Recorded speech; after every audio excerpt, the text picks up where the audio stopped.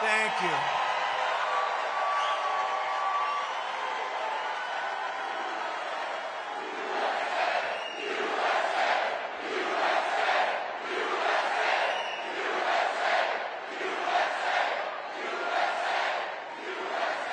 Well, thank you very much. And a very big hello, Arizona. We love you, Arizona. Thank you. I'm thrilled to be back in this beautiful state with thousands of proud, hardworking American patriots. That's you. You are hardworking and you are patriots. Early voting by mail. We're finally there. Take back our country.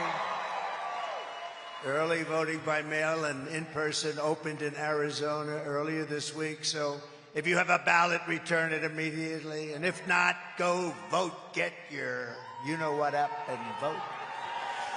The minute the polls open tomorrow, you'll be there. And get everyone you know, because we want to take back our country. We're going to take back our country. And with your help, 23 days from now, can you believe it? We're going to win Arizona, and we are going to defeat Kamala. Shouldn't be running. She shouldn't even be running. She didn't get any votes. Say what you want about Biden. I'm not a fan of Biden. I'm no fan. Nobody's a fan of Biden. But you know what? He got 14 million votes. She got none. I'm the only one that has to beat two people, not one. You know, everyone else. Historically, in history, you've got to beat one, I got to beat two. They never make it easy for us, but she's going to be easy. I have a feeling that he would have been tougher than her. But we're going to usher in a new golden age of American success for the citizens of every race, religion, color, and creed. What Kamala and her radical left cronies have done to the state of Arizona is a crime that can never be forgiven. What they've done to us and what they've done to us on the border can never be forgiven. For 4 straight years, she's imported an army of illegal alien gang members and migrant criminals from the dungeons all over the world. Not South America, all over the world they come. From prisons and jails, insane asylums, mental institutions, from Venezuela, from the Congo, all over. And she's resettled them into your communities to prey upon innocent American people. If Kamala gets 4 more years, the entire country will be turned into a migrant camp, and that's what's happening. Millions and millions of people. When I win on November 5th, the migrant invasion ends and the restoration of our country begins.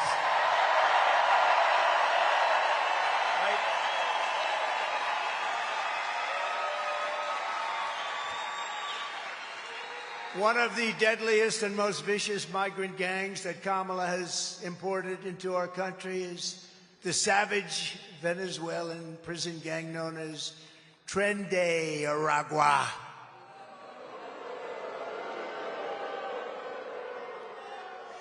It's a vicious gang. Well, we have them all. We have them all. They're all represented now. MS-13, vicious. They're all vicious. We'll have a contest. Who's the most vicious? We'll figure it out. Because they're all in our country now. People we never had in our country like this. Remember when she went around saying, no, the migrants that come in are very nice people. No, they're not nice people. No, we're not getting the nice ones. We're getting people that levels of crime and violence and viciousness like you've never seen before. They make our criminals look like nice people. They look like nice people. These people know it better than anybody. Border Patrol. Border Patrol. They're the greatest people. The best people. And they want to do their job. They don't want to be held back. They want to do their job. They'll do it. They'll end it immediately. All we have to say is, do it, right? Do it. One call. Do it. You know, I listened to her saying all the time, we couldn't get a bill passed. I never had a bill. You know what I did? I called them up. I said, close the border. There was no bill. Did I have a bill? I never had a bill. Right? I said, close the border, and the border was closed. And then we had the best numbers in the history of our country at the border. And that included, by the way, drugs. And it included traffickers, women, mostly they deal in women. Let me see the chart, my all-time favorite chart, by the way. See if you can drop it down. I didn't tell him I was going to. Perfect. See, that location would not have worked. You understand that? I would have turned too far. When it was over there, it was perfect. But you see the arrow on the bottom. That's the day I left office. That was the lowest number we ever had in the recorded history of our country. So, yeah, you'll sit down. Sit down. See, I got him to sit down, right? I could see this handsome guy. He's going crazy. Well, they're front row Joes, you know. We got to be careful with those front row Joes. But no, that's the best number that we've had. And look what happened afterwards. It was like an explosion, like a rocket, like Elon's rocket. Did you see the way that sucker landed today? What was that? I looked at it and I said, oh, that's too bad. Oh, that's too bad. It's coming down so fast. I said, oh, because he's our friend. We want our friends to be successful, and he's really been our friend, right? So Elon's rocket's coming down. And I saw where the engines came down. That was the first. A couple of years ago, I saw engines come down. I said, that was great. I said, why do you do that? He said, engines are very expensive. We can save them with certain formulas. He's giving me these formulas. I'm saying, forget it. You don't have to be that specific. And now the whole thing landed. I never saw anything like it. And it's been through a lot. You know, you look at it. It was a beautiful, white, shiny thing. Now it's burned to a crisp, but they landed. It needs only a new paint job. That's a lot cheaper than building a new one, right? But that was coming down. I looked at it this morning. I said, look at that. Oh, no, that's terrible, because it was coming down so fast, and all of a sudden, boom, and it's like got this much on each side. We're going to have to get Elon to explain that, but another time. First, we have to get elected, right? Okay? But he's on our side. He's on our side. You know where he is today? He's in Pennsylvania campaigning for us. Not me, for us. Can you believe it? And he's a great guy. He endorsed us. That was a great endorsement. We had Bobby Kennedy. We have so many great endorsements. Tulsi, great. Tulsi Gabbard. We have so many endorsements. We have endorsements. I could stand here and read them all night long. You know, we had endorsements, the 300 biggest people, biggest people in the administration, national security people. Robert O'Brien is the one that I think really led the charge. Robert's around here someplace. But he had 300 plus. The biggest people in government, even from other administrations. They said Trump's the greatest president. Trump's the greatest for security, which is true. Which is true. And I said, this is a big story. Wow, this is a great story. I love it. And they put it out. And the fake news didn't pick it up. They don't. If that were... If we have one sleazebag against because I fired him, you know, the only ones, they always go, whenever you fire somebody, they always go against you. But one sleazebag because I fired him, they make it front page news. When I get 319 of the top people in the country, in the world, some of these people, some names in there you wouldn't even believe. I mean, I don't want to get personal, but there were some names in there you would be surprised at, frankly, because I had my little spats. But I appreciate it. No, it showed that there's a certain love of a country when they do that. I really mean it. And Robert, I want to thank you and Rick Grinnell and all the people, because that was beautiful. But when I saw that list of the best names, the biggest names in national security and security generally and law enforcement, I said, this is a big story. Well, that's great. And I looked up the next day, I looked at the newspaper. Didn't make page one. This, 2, 3, 4. It never made the newspaper. But that's the way they treat us. And we're leading in the polls. How come you're leading in the polls and you can't? How the hell does that work? How does that work?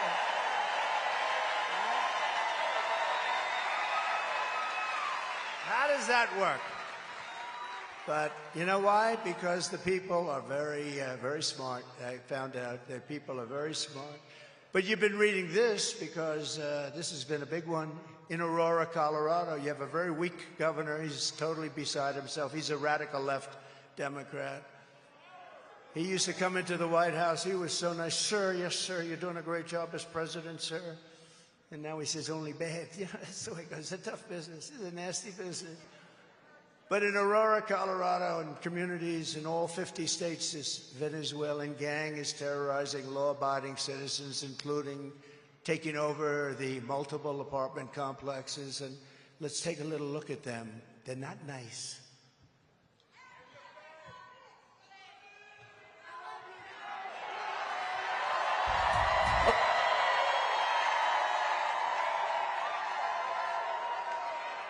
You see, that's the video shows a group of men walking up a stairwell at the Edgett Lowry apartment complex in Aurora.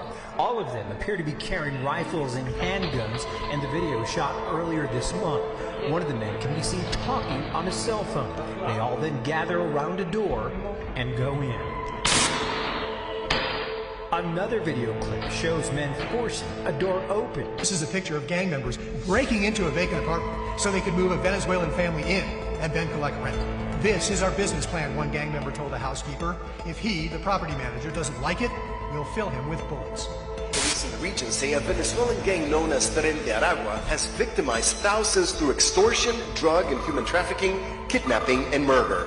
Alvaro Boza, a former Venezuelan police officer now living in Florida, says he fled his country in large part because the gang had become so powerful they could kill law enforcement like him with impunity. Boza says a fellow police officer who refused to cooperate with the gang was shot 50 times. Now, U.S. law enforcement, including Customs and Border Protection and the FBI, say the gang has made their way into the country. They have followed the migration paths across South America to other countries and have set up criminal groups throughout South America as they follow those paths. We tried reaching out to the resources, but they told us since it wasn't actually a condemned building, we would have to wait until that was the issue, but we didn't want to wait for that. We went out to some of Chicago's most violent neighborhoods to meet with current and former gang members who tell us that TDA first showed up when the city opened up migrant shelters in these areas, and that now the Venezuelans are trying to move in. The city nonprofits have lined up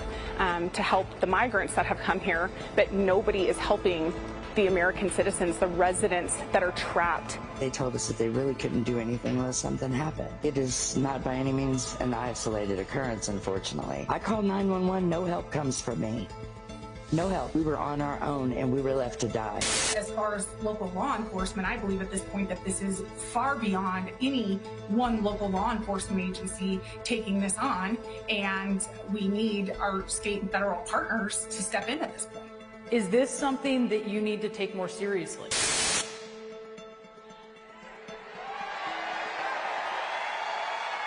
Nice fellas.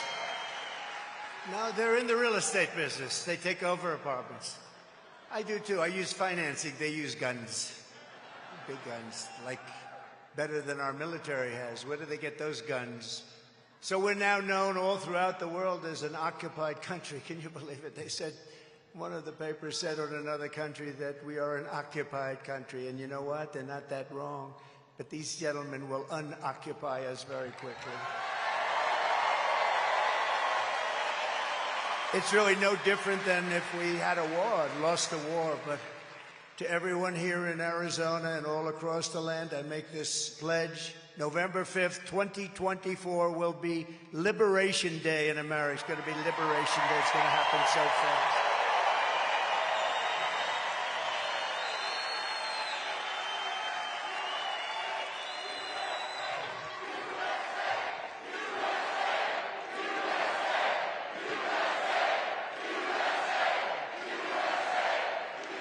Thank you very much. And under Kamala Harris, 13,099 illegal alien convicted murderers are roaming free in the United States, and 425,000 convicted migrant criminals are right now in the United States. But of them, think of this, of them, Of them, 13,099 are murderers, some of many murders, some scheduled for the life they were going to die very shortly. And they said, let's just give them to the United States. What the hell do we have to do the death sentence for? And they're in our country right now. And these are very tough, very dangerous people. They were there for a reason. But think of it, many of them committed more than one murder, and we have them now because we're stupid. We have stupid leaders, and we're getting rid of these stupid leaders. We can't have another 4 years where we have stupid, incompetent leaders. So I will rescue Arizona and every town across America that has been invaded and conquered. They've been conquered. They're conquering the towns. And you know, our governors and our mayors, and you know, a lot of people can't blame them. I can't blame them. They don't want to bring it up. Two reasons. Number one, they are scared. They're very scared. Some of them are very scared. The governor of Colorado is scared. Radical left Democrat. If he was a Republican, I wouldn't say that. Even if he was scared, I wouldn't say. No, but he's got a right to be, in all fairness. But you know where they are? All the towns across America, they fly them in now. They fly them in beautiful big Boeing planes. They fly them in. They land in the Midwest. They land all over the place. So it's not just here. They fly them right over the top of the border. They tried to get away with one. 3 months ago, they were getting killed in the polls. So Kamala, I don't use the name Harris because nobody knows who Harris is. I say Harris. Everyone said, who the hell is Harris? I don't know what it is with that name, but it doesn't catch on. Can you believe Kamala catches on better than Harris? Who would believe this? But Kamala was flying them in, and she didn't want to tell anybody. She wanted to keep it secret, but we saw planes all over the place. They're flying them in by the hundreds of thousands, and they don't have to report that. They don't have to report it. These people are sick, and we're going to stop it. We'll put these vicious and bloodthirsty, and that's what they are.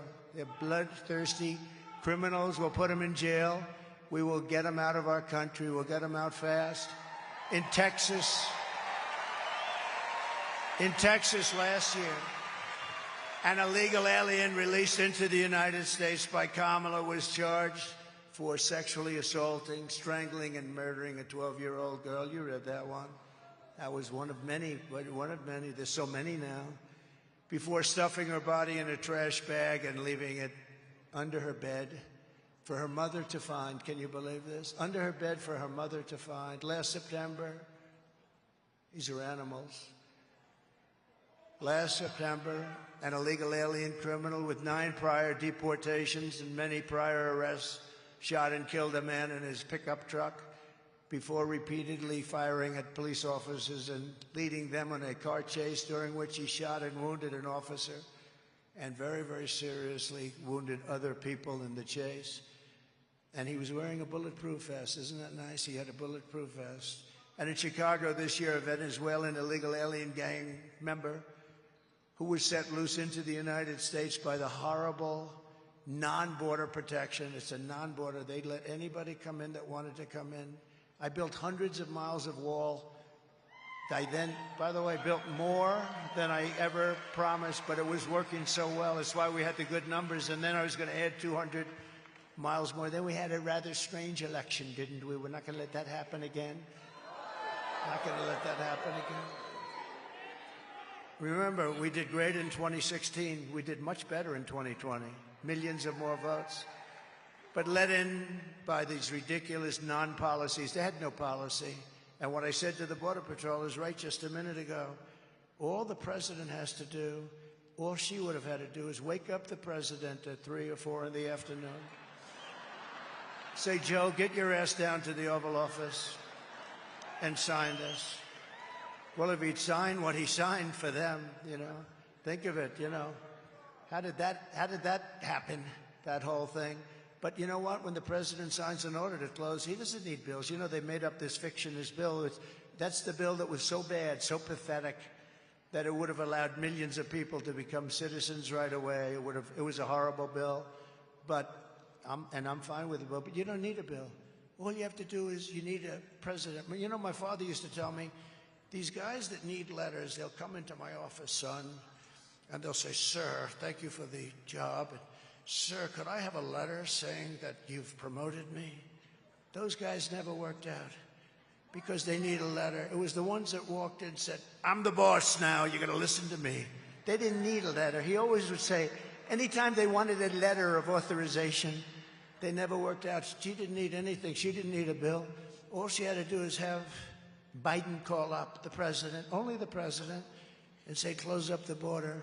And instead, we're paying a big price. You know, people have been talking about, they always rank the different things, and they rank, and I think the polls are wrong about a lot of things, although I don't want to say that now because we're leading, so let's leave them. They're only wrong when they give me a bad one. But we are doing great in the polls. We've done really great in the polls. But I think that the number one issue they have down is the economy and inflation, and I agree, they're horrible issues. But I think the number one issue is the destruction of our country, what's happened at the border. I really think that's actually the number one issue. And I don't care what a poll says. And it's close anyway, but I don't care what a poll says.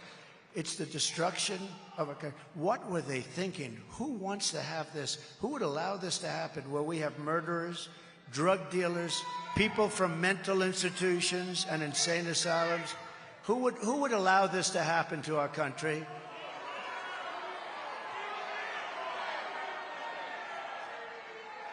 This thug, led in by Kamala Harris, was arrested for shooting a 27-year-old woman multiple times, leaving her riddled body all full of bullet holes behind. And I cannot believe how they allowed this to happen to our country. It's happening at levels that I could recite crimes all day, all night for weeks. And this is just the beginning, because this is a new phenomenon. And I told you about this phenomenon. It's called migrant crime. It's a new category of crime, and it's probably the most vicious crime of all, because despite the fact that she said, oh, these are lovely people, they don't commit crimes. No, these are among the worst criminals anywhere in the world, and they come from all over.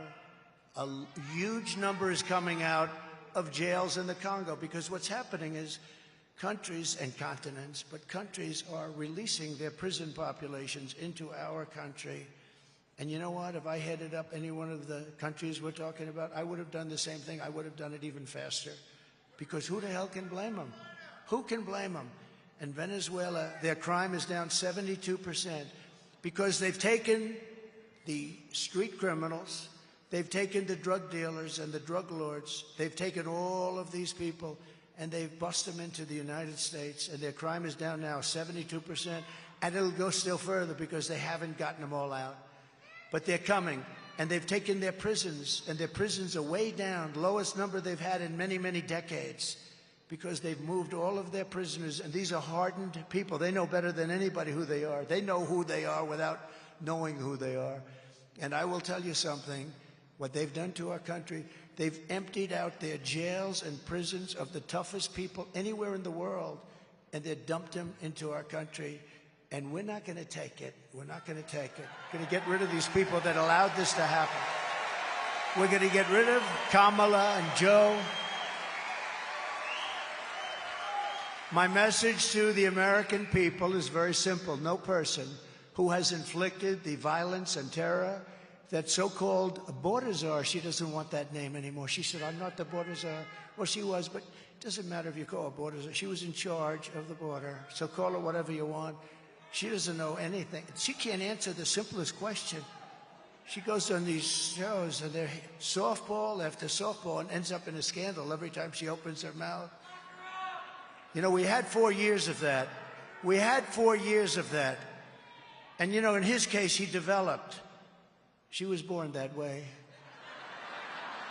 And it's violence and terror that Border Czar Harris has unleashed on our country can never be allowed to become the President of the United States. Our country can't tackle it. Anyone who would import criminal gangs to occupy America cannot ask to be president. Anyone who orchestrated an invasion of America cannot lead America. Kamala Harris's reign of terror ends the day I take the oath of office.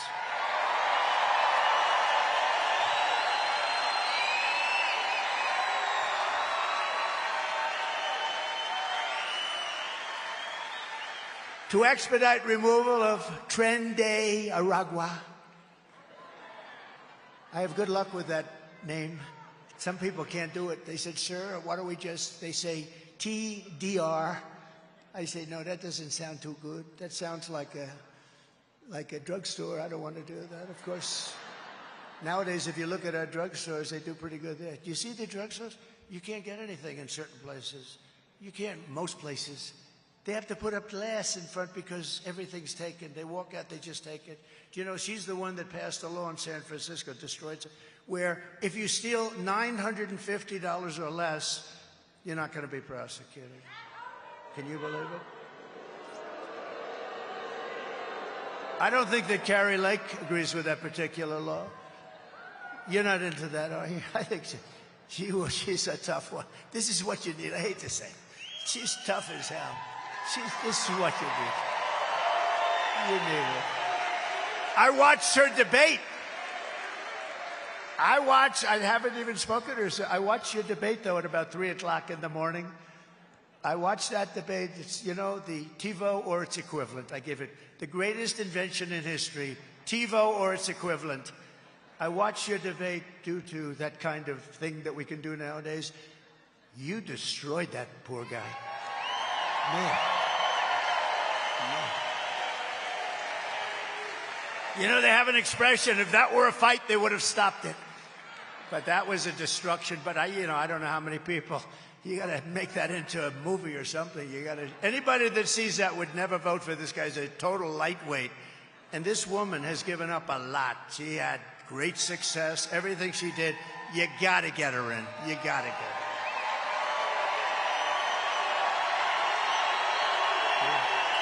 True.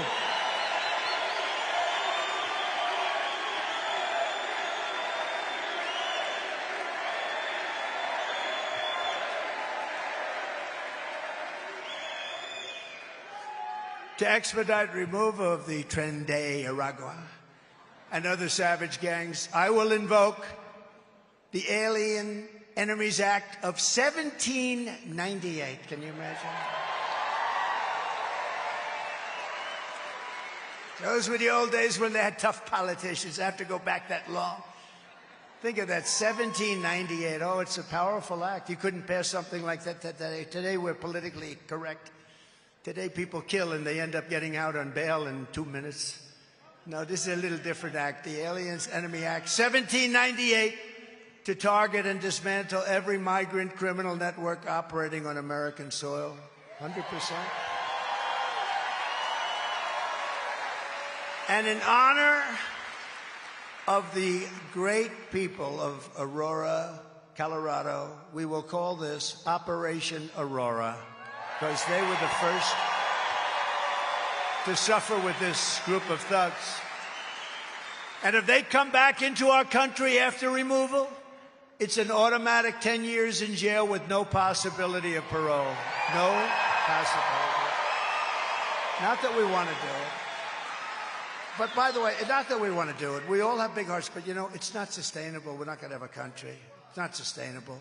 You see what's going on with the cities?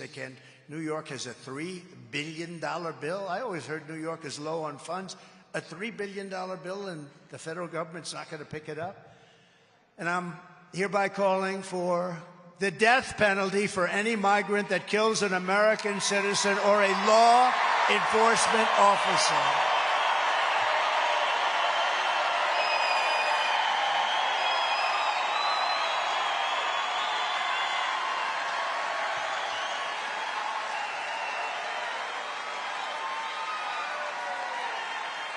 Thank you. They kill an American citizen or a law enforcement officer. And if you ever wanted to stop drugs as opposed to blue ribbon, I set up so many blue ribbon committees. You know, our First Lady did a fantastic job on this. She headed up a commission. And she got the number. And by the way, she wrote a great book. Go buy it. It's called Melania. And she says very nice things about me. I was worried. I wouldn't have. If she didn't, I wouldn't be talking about that book at all. I'd pretend it never happened. No, she's great. And she wrote a great book. I think it's the #1 bestseller now. Can you believe it? So go buy it. Melania. Go buy it.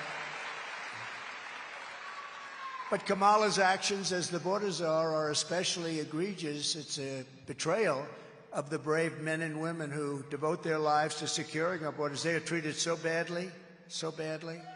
They are treated so badly. It's so horrible.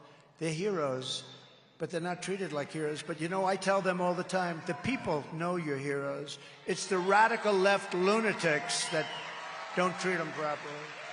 I call them the heroes of ICE and the heroes of Border Patrol. They're incredible. And these courageous patriots, they risk their lives to keep America safe and our borders secure. And then Kamala came along and demanded that they aid and abet the invasion of our country, which really is what they're told to do, which they've dedicated their lives to prevent. They are not happy. And she only bothered, if she only just did this, all she had to do is go to the border for the first time. You know, it took her, what, 3.5 years to go there? And then she went to a place that I'd love to go for dinner sometime with you people. She never went. She didn't go to the border for the whole time. It was a great insult. And I used to call them all the time. In fact, they thought I was a pain in the ass. I'd call them, how's the border going, fellas? How's it going, Art? How's it going, Brandon? How we doing? Paul, how we doing, Paul? How's the border, Paul? They would get my call. They say, this guy, he's crazy. No, I was not crazy. I want to have a strong border. And that's why we had that beautiful chart. My favorite chart in history. I sleep with it. I kiss it.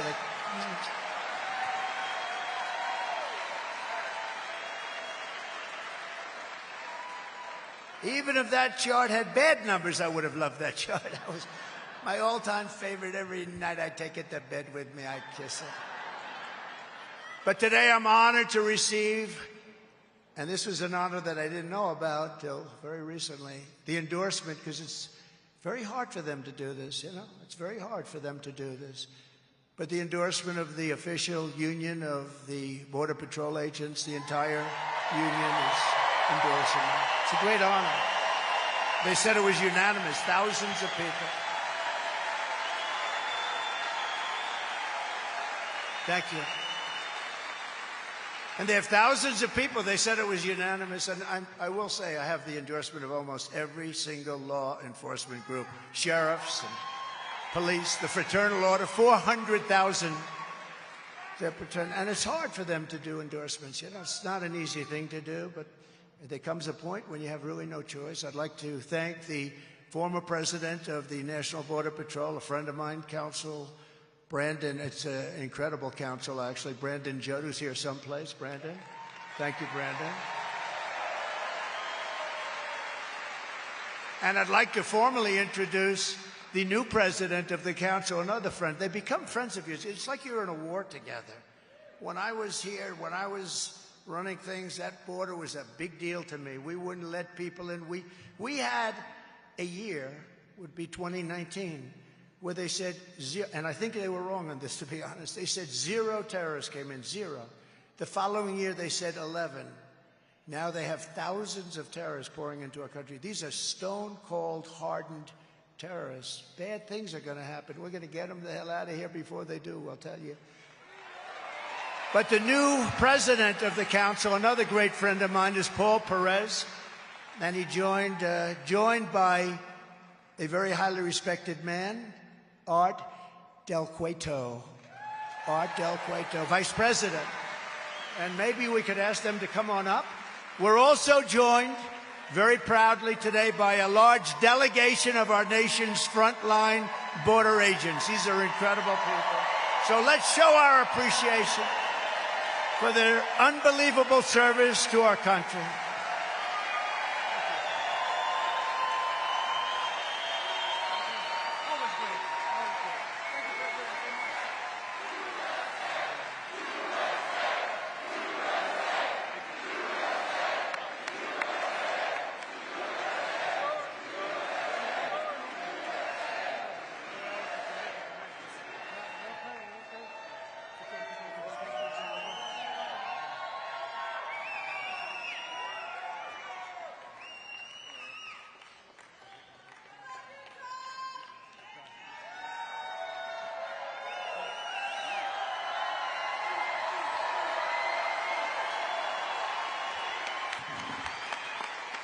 America, I have a message for you.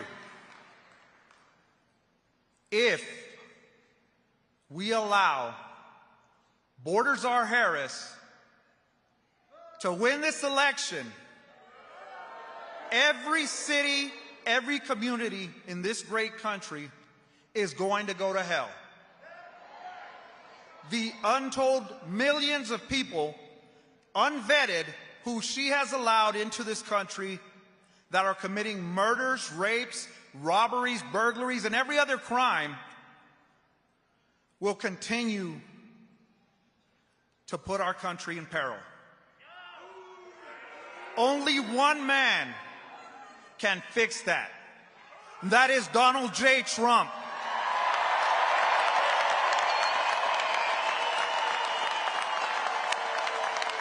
He has always stood with the men and women who protect this border, who put their lives on the line for the country. A man who knows about putting his life on the line for what is right. This November, we have a choice to make. Continue the chaos, allow the criminal cartels to control the border, to allow drugs and fentanyl across our country, or put an end to it once and for all.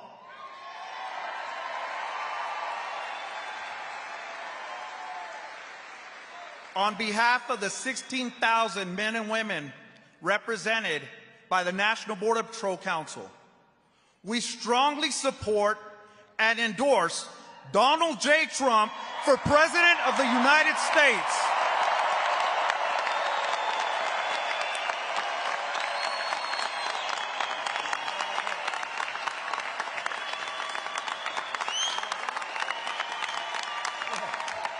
Good job.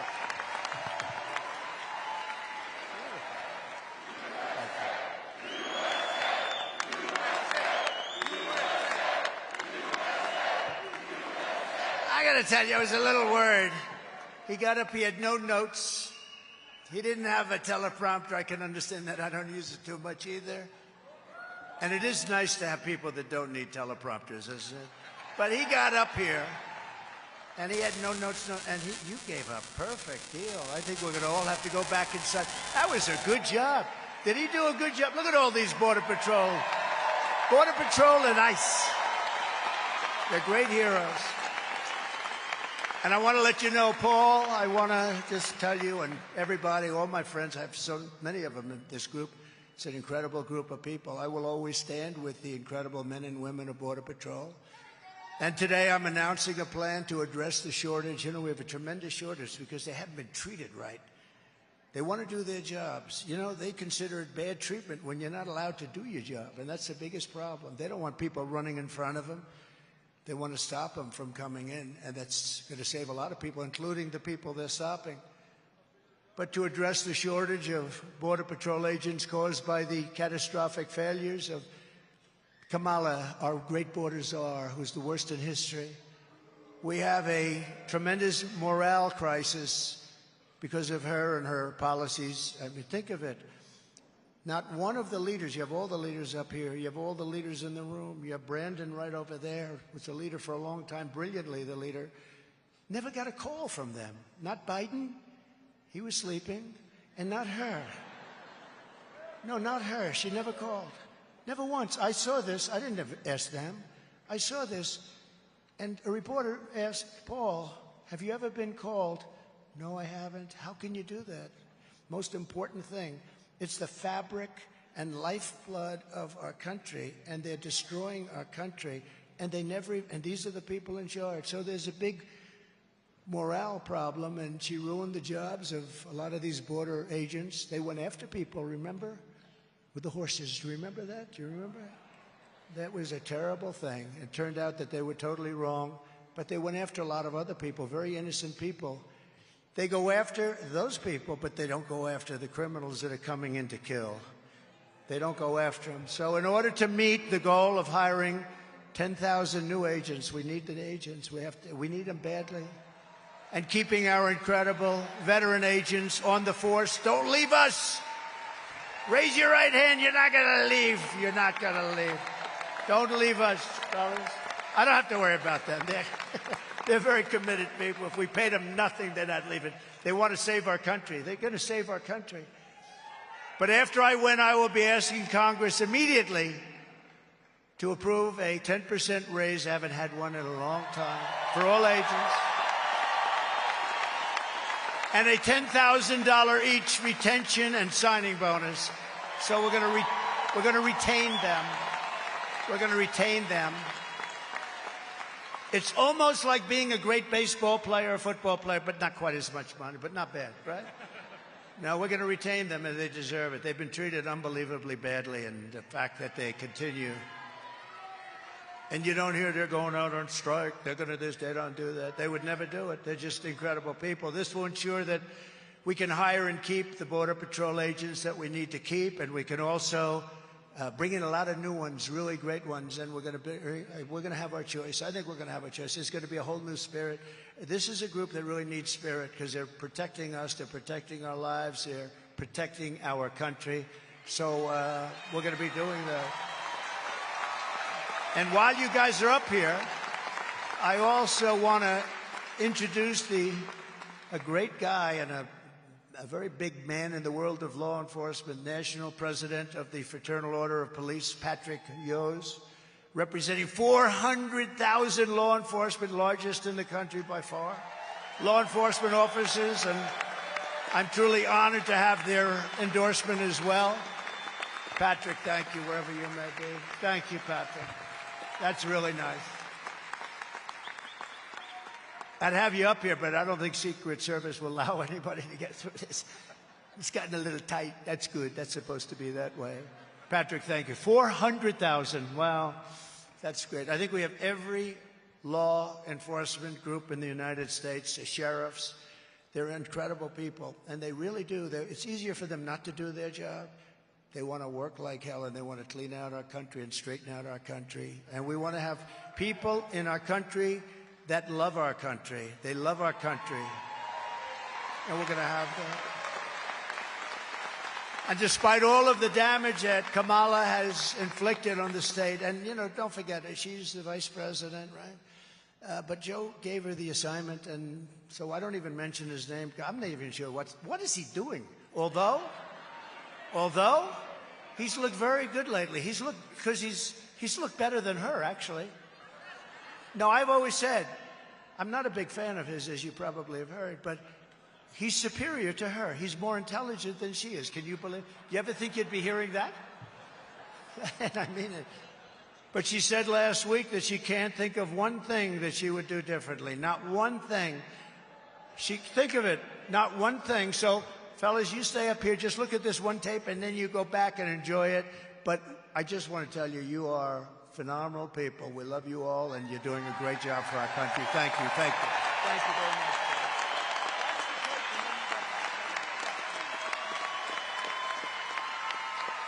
Would you have done something differently than President Biden during the past 4 years?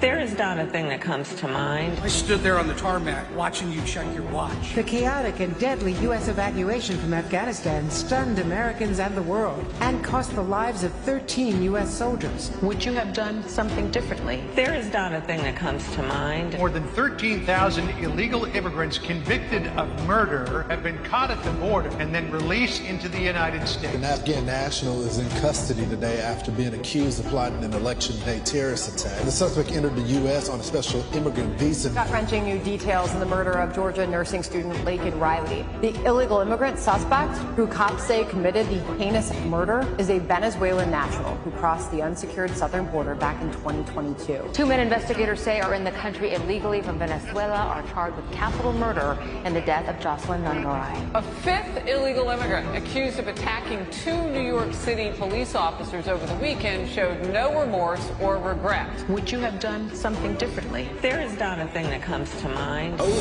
18% say the economy is in excellent or good condition. US inflation has hit a new 40-year high, increasing by 9.1% over the financial year. The cost of homes have spiked. Home buyers need to earn 80% more than they did in 2020 to afford a house. Were you the last person in the room? Yes.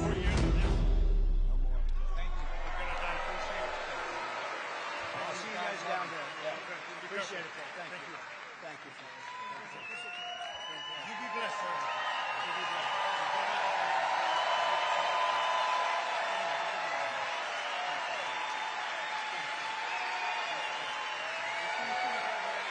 Great job. You'll do it. Okay. I'll have you. Thanks. Great people.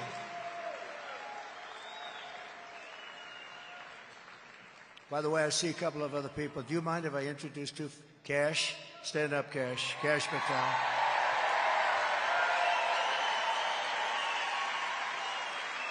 And I spotted him. You had no problems when he was in charge. You know who that is? Sheriff Joe. Sheriff Joe! Oh, stand up. Oh. Brandon, sign him up immediately. Paul, you got to sign him up immediately. Sheriff Joe. Well, you didn't have any problems with Sheriff Joe. He was tough and fair. You know what? He was actually very fair. He was amazing. Thank you very much, Sheriff Joe. I just saw you here. I would have had you come up. But you are a special guy. Thank you.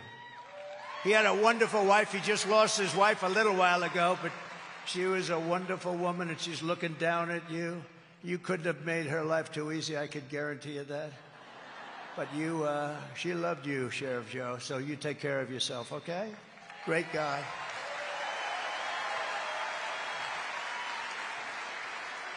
So the answer that she would do nothing different is totally disqualifying. So think of it. We have the worst president in the history of our country by far. The happiest man is Jimmy Carter because he was brilliant by comparison. His administration is considered now brilliant by comparison. We have the worst. And she says that she would do nothing different than the worst president that we've ever had. We have a right track, wrong track, where he sets a record every week for the wrong track. And she says that because it wasn't that she really meant that. What she really wanted to do, but she couldn't think of anything. When I heard that question, I said, oh, this is going to be a bad answer for me. Meaning she's going to knock this one out of the park. And she said, no, I want to be the same as Joe Biden. Anybody that votes for her, you should have your head examined. She wanted to know.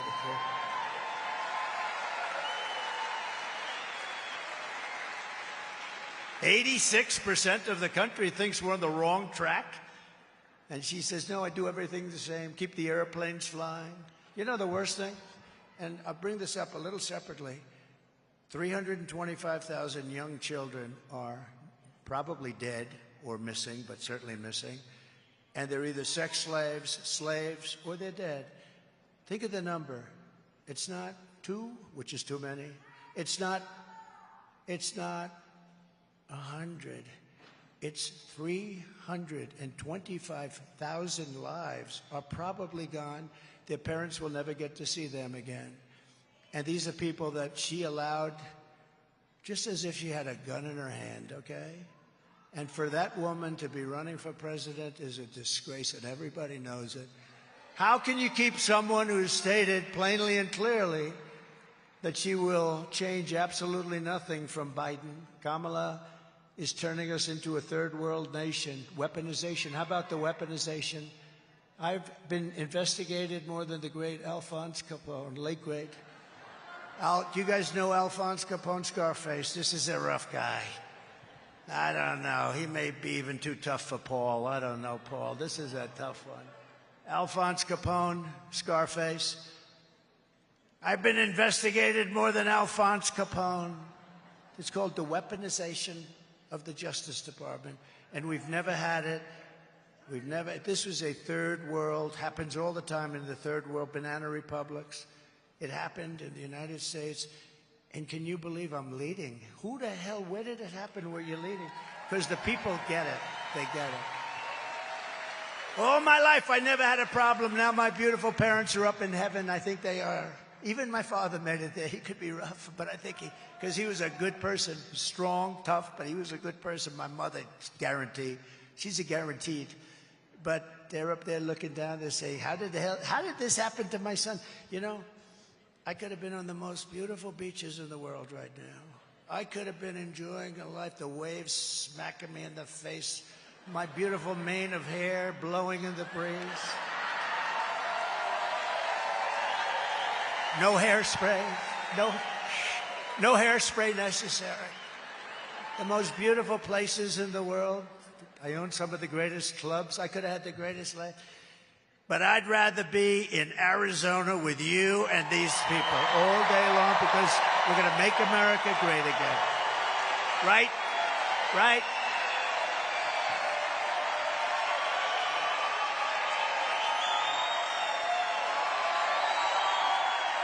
Thank you.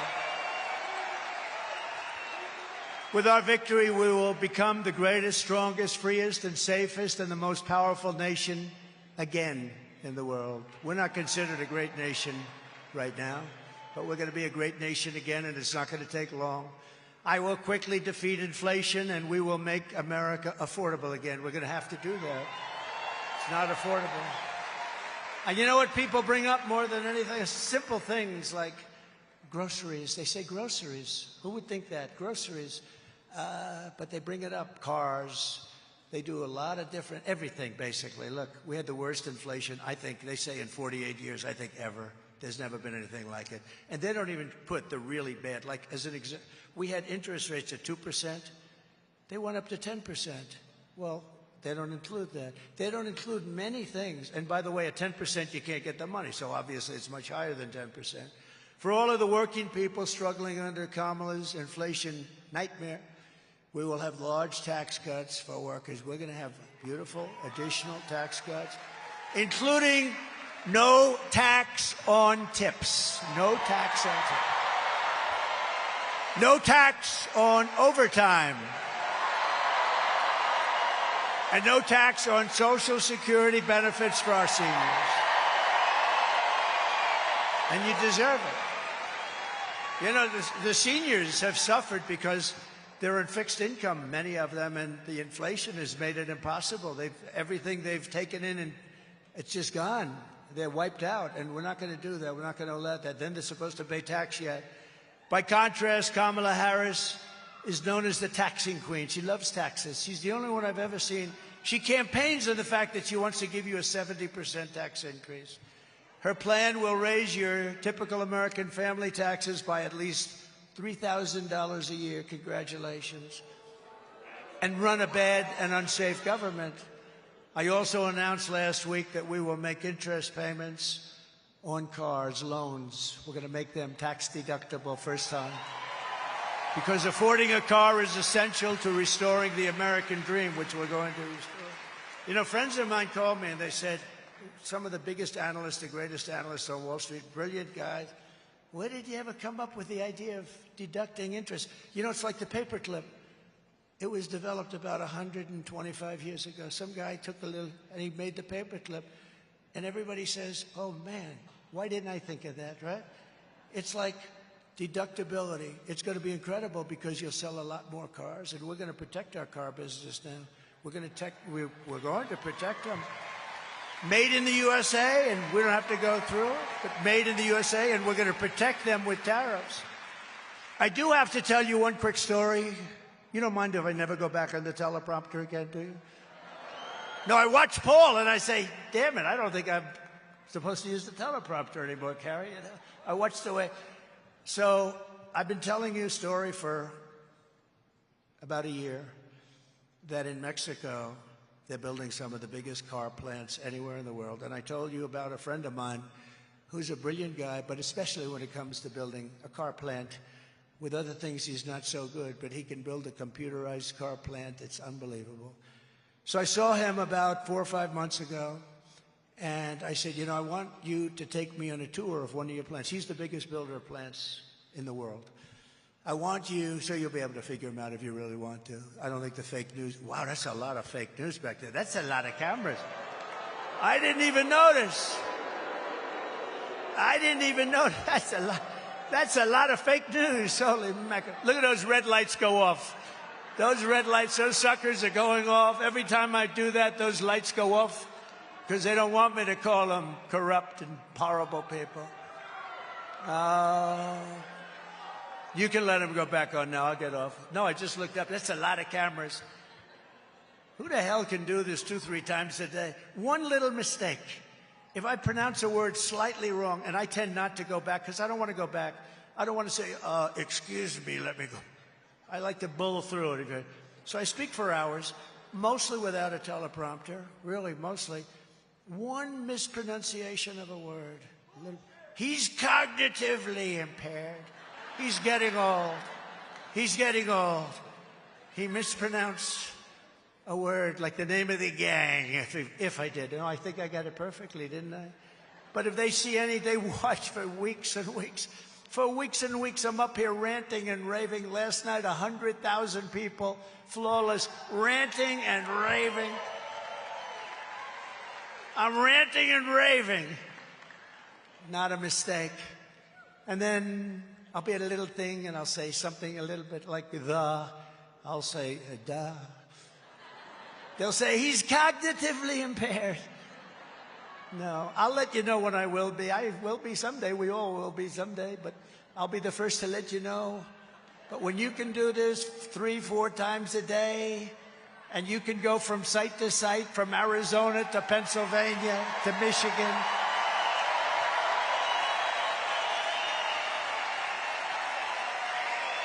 Right? And then you have some little writer at the New York Times who's been really bad lately. They follow every single word. Did he get, wait a minute. He said something wrong. I actually say things very right, and they'll use the same story but belittle it like it doesn't exist, but it all exists. But they love it, because Biden was obviously cognitively impaired. She should have reported him because that puts our nation in danger. We've never been so close to being in World War III than we are right now. And don't kid yourself, we have an election coming up, but we still have like 3.5 months left. And it's a long time in a nuclear world. And that would be a war like no other. And I'm not thrilled about the people representing us, even for a short period of time. But I just have to say, because you read so much, and now some people say he's the single greatest speaker of all time. Because you know what? Nobody's ever. I actually asked that question. Hundreds of thousands of people show up, and I assume it's for my looks. But I say, but I said it today to Brandon. I said, Brandon, it's funny. I look outside, you could fill this place up 3 times. If anybody would like to give up your seat, please. But outside it's packed. We put up television screens now. But I said to Brandon just a little while ago, I said, I draw all these people. I don't think I've ever had a story that Trump is a great speaker. I hear about great speakers like Churchill. I hear about a lot of great speakers. But I've never heard that Trump is a great... Uh-oh, now I'm in trouble, because you know what they're going to do? He's comparing himself to Winston Churchill. No, that's what they'll do, Andy, right? That's what they'll do. They'll say, oh, he's comparing himself. He was angry about... No, I've never had a story that I'm... And there's a reason these crowds are coming. And someday they're going to figure... She said, because we love you, and I love you too. That's why I come. She said that. How good is that? Where is that woman? Stand up. Oh, stand up. Look at her. Wow. I would say that's beautiful. Is she your wife? You know what? I would say she's a beautiful woman, but if I did say that, my political career, you're not allowed to say that. So I'm not allowed to call you a beautiful woman, but she is. So, crazy what's gone on. Have to be politically correct nowadays. And we're going to have something about our military talking about being politically correct, because we have a great military. I knocked out ISIS. I knocked out ISIS so fast. To bring jobs and factories and wealth racing back to our shores. We will have a 15% made in America corporate tax rate. Now you have to understand, I brought it down from almost 40%. And these are corporations. They don't have to be in our country. In the old days, they'd move from state to state. Now they move from country to country. Every country wants our corporations. So we have to treat them good. Kamala wants to take their taxes and raise them. And you know what they do? They'll say, that's okay. Let's go to Ireland. The pharmaceutical industry moved to Ireland. Let's go to Europe. Let's go to Asia. Let's go to China. They want them so badly. So I moved it from 39, almost 40%, down to 21% and got it approved in Congress. But that doesn't make us great. It makes us good. It makes us competitive, sort of more than competitive. It was good. We had the greatest economy in the history of our country when I did that. We took in more revenue at 21 than we did at 39, which was amazing. People were pouring in. But here's what we're doing now. I'm moving it down to 15%, but only for those people who make their products in America. And in other words, a company, and by the way, you're going to see companies pouring back into our country. Somebody said, what are you going to do about the debt? We have a lot of debt, a lot of debt. And we were doing this, and then we got the China virus stuff, and that came out of nowhere. And we had to focus on that because people, and I wasn't really, other countries suffered so badly. Other countries, proportionally, they suffered worse than us. Suffered worse than us proportionally is China. So, it's like one of those things. But, so we had to focus on that. We did a great job in that. We never got credit. We never got credit for that, but we did a great job on that. Nobody knew what the hell it was. It came in.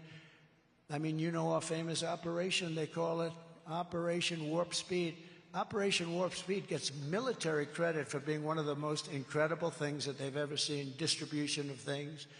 But we did a great job, and we got that. We handed over a country that was better. The stock market was higher than it was just previous to COVID coming in. So we did a great job. But we were in the process of doing this, and a friend of mine called up from Wall Street. He's considered a brilliant analyst. He said, like the other one, he said, where did you come up with the idea of taking it down, but only for companies that make their product? He said, that's a great idea. Can you imagine? You have all these 185 IQ people on Wall Street. That's sort of the ultimate. I think they say, you know who the smartest person they say in history was? Albert Einstein. He said Trump. I agree with him. He said Trump. My uncle, Dr. John Trump, MIT, 40 years. That's pretty smart. He was smart. My uncle was very smart. He used to tell me things a long time ago about nuclear. He said, someday, son, they'll have a weapon that you'll be able to carry into a building like a handbag, and it will blow up New York City. I said, Uncle John, that's never going to happen. He's the longest-serving professor in the history of MIT, like 40 years or 41 years. Can you imagine? So this is good. Does anybody believe in genes? You guys believe in genetics? These guys have good genetics, too, for safety, and that's all we want you for. We don't want you for anything else. We don't want you for anything else. But for those who... But they were asking me, where did you come up with this idea? It's just an idea. And you only get it if you make your product here, because we want jobs. We want jobs. It's about jobs. It's not about the products. But then we have to protect those companies that move in and the companies that we have. The auto industry has been wiped out. We will have more auto jobs than we did. It's my biggest ambition, have more auto jobs than we did 50 years ago in the prime. We are a tiny fraction of what we used to be, a fraction. And companies are going to move in at a level that nobody's ever seen, but we have to protect them. So how do we protect them? With tariffs. If you don't move your plant into the United States, we put tariffs. You're not going to make your car in China. I already did that, 27.5% tariff. Do you know Biden never took it off? Because if he ever did, it's so much money. But also, if he ever did, our country would be just overrun. We would have a country that was overrun with Chinese cars pouring in, and Detroit would be finished. It's almost finished now. You know, they lost 30,000 workers. They go to the all-electric mandate where everybody has to have an electric car. I have to be very careful because Elon endorsed me. But can I tell you, he understands it. It's not for everyone. What he does is incredible. The car is incredible. What he does, and you know the beautiful thing, he endorsed me. He's in Pennsylvania right now, and I should be there probably. Maybe, I don't know. I hear we're leading so much. I hear we're leading in your great state by so much. But I said, nope. We're going to be here. We're going to do it just the way we want to do it, and we're going to be in Pennsylvania a lot over the next 3 days. But he never once said, And, you know, this is a tribute. But look at the rockets coming in. He never once said to me, would you do me a favor? Could you lay off the electric car? No. The electric car is beautiful. It's great. And it's got a great market. It's going to do great. They're all going to do. I think it's great. But not 100%. Because they're going to be made in China, most of them, because that's where we have a thing under our feet. It's called oil and gas. I call it liquid gold. So if you don't mind, we'll use that. And we're going to have hybrids. We're going to have electric. We're going to have everything. We're going to have gasoline-propelled cars. We have one other thing. You know about the new one that's come along? Does everyone know about hydrogen? We have a new technology that's coming along. It's coming along beautifully, Cash. It's coming along beautifully. It's hydrogen. It has one minor problem. It blows up. And when it blows up, and it doesn't happen often, like maybe one car a day. And when it blows up, you are unrecognizable. They call your wife, would you please come down to see if this is your husband that's laying next to a tree? And the wife goes over and said, no, I don't recognize that man. He's gone, whoever the poor guy is. No. So I'm not going to go heavy into hydrogen, if you don't mind, but electric and all. But we want to do this. We want to have, we're going to move so many car companies are going to come back. They're going to come back from Germany. They're going to come back into our great country. And I will tell you that we will have a golden age. It just started. We have a golden age. And you know, if you look at the Teamsters, did you see the Teamsters? They voted. The rank and file voted for Trump. The firemen voted for Trump. The policemen and women voted for Trump. Amazing. The firemen and women hadn't voted for a Republican ever. It goes back a long time. Firemen and women, that goes back a long time. They voted for Trump. Can you imagine? The rank and file. And the Teamsters, I don't think they ever did either, but they voted for Trump. We got 61% of the vote. 61% of the vote. So there's something happening. It's changing. You know, I watch these people talking on television. They say, there's a change, and there is a change. You know what the change is? They want to see our country be great again. They want to make America great again, and they're seeing it. And they want to see our country be safe, too, and it's going to be safe. Because of them, it's going to be safe.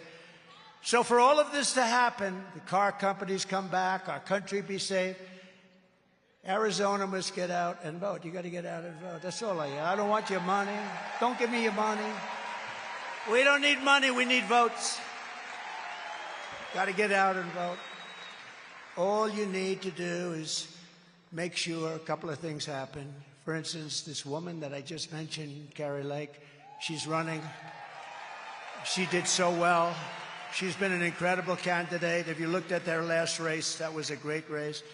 But I want to just, if you don't mind, I'm going to have Kari Lake come up just for a couple of seconds and say a couple of words. You got to vote her in. You got to vote her in.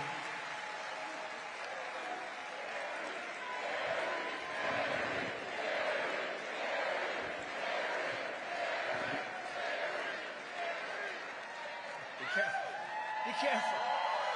I said, be careful, Kari, because that blows it. If you fall, that blows it. We love you. Mwah. Oh, my goodness, do we love this man.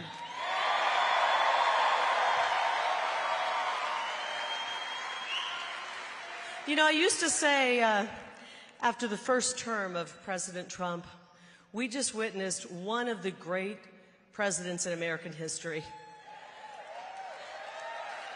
And now I say, this is the greatest president in American history.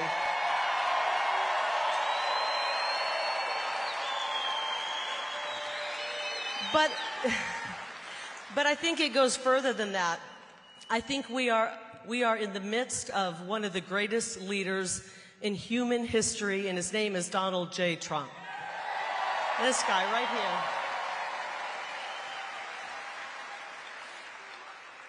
But we got to get out and do our part. He's done so much work for us. Now each and every one of us has to do our part. That means we get out and we vote early. Can you do it? And then we call, how many of you have 10 friends?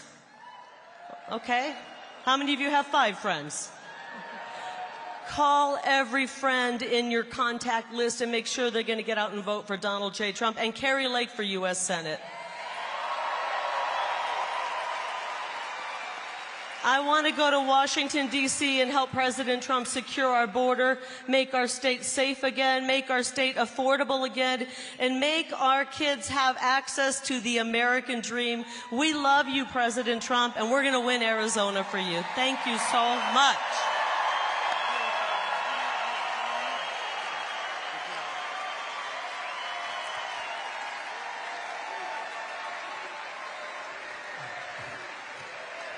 Thank you very much. Carrie, thank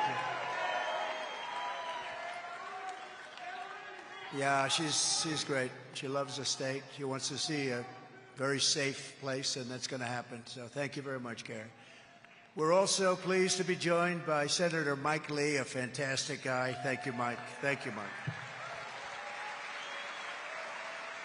And also we have members of Congress. They've become such friends of mine. For whatever reason, I like these members a lot. From your state, Andy Biggs. Thank you. Warrior. He's a little on the conservative side, right? And that's okay, right? You know what he is? He's on the common sense side. Because that's what I say, we're the party of common sense more than anything else, right? So thank you very much. Great job. Blake Moore. Thank you. Thank you, Blake. Thank you. Celeste Malloy. Celeste. Paul Gosar. I love this guy. I love that guy. You talk about a fighter. Boy, he is some fighter. He fights everybody. He doesn't care. He just wants the state to be good. State or country. I think state maybe even in your case comes before the country. We got to talk about that. This guy, stand up once again, quick. Come on, stand up. There are a few like him. Right, Andy? Thank you. Great job you're doing. Thank you. Eli Crane. Great. Doing a fantastic job. And we have a very popular candidate. I don't even know why it's candidate. I mean, I feel he's been there for a long time. He's done really a fantastic job. Abe Hamadeh. Thank you. Feels like you've been there a long time, eh? And the chairwoman of the Yavapai Apache tribe, Tanya Lewis. Tanya, thank you. Thank you. Thank you, Tanya. Oh, beautiful. You look great. Thank you, darling. Also, we have many Azerasians in our room. We have some incredible people in our room. We have so many that we just can't. But we have some people in our room that I'm not going to mention because they fully understand why, because I don't have time. But Robert O'Brien I'm mentioning because he's the one that got the 300 plus people. So Robert O'Brien, please stand up. Thank you. And Rick Grinnell, is Rick here? What happened to Rick? What happened to Rick? Oh, he's in trouble. Attorney General Sean Reyes. Thank you, Sean. Thank you. Raul Labrador. Thank you very much. Thanks. And Glenn Beck. I'm going to be doing his show. Thank you, Glenn. Thank you, Glenn. And two guys that are definitely strong people, Dave Riley and Dave Sparks, also known as Diesel Brothers. The Diesel Brothers. And Gold Star father, Darren Hoover, and mother, Kelly Barnett. They're here, and they're incredible people. I've gotten to know them. Taylor Hoover gave his life in Afghanistan. And thank you both very much. Thank you very much. Great young guy. Should have never happened. Should have never happened. They should have been at Bagram, and they should have done it properly. They didn't do the right job, but we appreciate it. It's great knowing you, too. Gotten to know them. Gotten to know a lot of the 13 families, and they're incredible people. Should have never happened. It was gross incompetence. Number one, you don't take your soldiers out first. You take them out last. That was the start. But we appreciate it very much, and we'll see you again soon. I also want to send our love back to everyone in the East affected by the terrible recent hurricanes, and God bless you all. They've gone through a lot. Thank you. So, in closing, I just want to say Kamala Harris is a radical left Marxist, rated even worse than Bernie Sanders or Pocahontas. Do you know who Pocahontas? She cost a typical American family $29,000 worth her inflation nightmare. It cost you $29,000. You wouldn't have had inflation. You wouldn't have had Ukraine being attacked by Russia. You wouldn't have October 7th with Israel. It wouldn't have happened. You wouldn't have had that horrible. We were leaving Afghanistan. We would have left with dignity and strength. And we would have kept Bagram, the big air base that we gave up to China. China now has it. Congratulations. The reason we should have kept it is because it was 1 hour away from where China makes their missiles. And just a horrible thing that we did. This group of people, and nobody gets fired.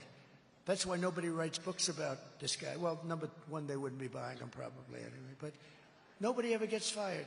Every general in that deal should have been fired. Every single general. You know, I defeated ISIS rapidly. We did it in a matter of weeks. It was supposed to take years.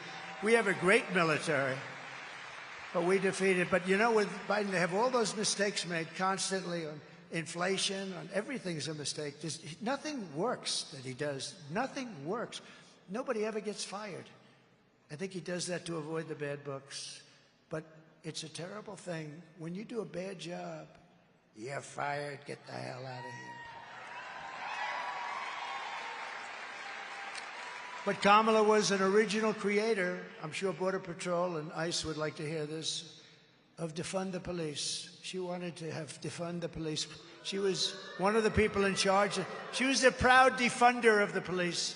And by the way, anybody who wants to defund the police, even if it was for a short time, and in her case it was many years, is not worthy of being President of the United States.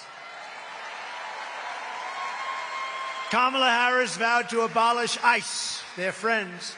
She wants to ban fracking as California Attorney General. She redefined, checked, and this is like crazy, child sex trafficking, assault with a deadly weapon, and rape of an unconscious person. She redefined them as totally nonviolent crimes. Now, remember, she changed all of it. She's a different one. A year ago, if you looked at the debate where she was the first one to lose, she never got to Iowa. Great state, we love Iowa.